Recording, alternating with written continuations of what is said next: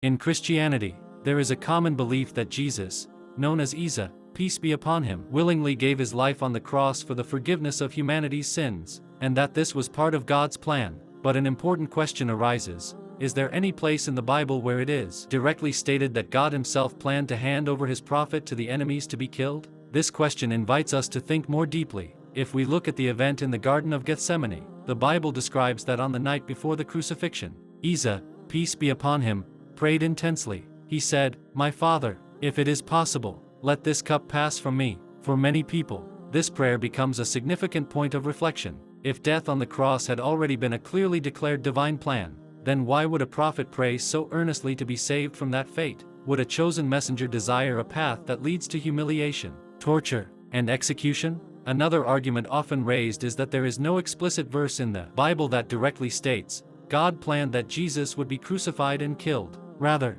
the idea is generally derived from interpretations, theological conclusions, and readings of prophecies. In this sense, many researchers consider it a belief-based understanding rather than a clearly stated command. Islam presents a different perspective on this matter. In Islamic belief, Allah is perfectly just and merciful. Therefore, it is considered inconsistent with divine justice that a chosen prophet would be abandoned to a disgraceful death at the hands of enemies. The Quran states that Eesa, peace be upon him, was not killed nor crucified, but that it was made to appear so, and that Allah protected him. This leads to further reflection.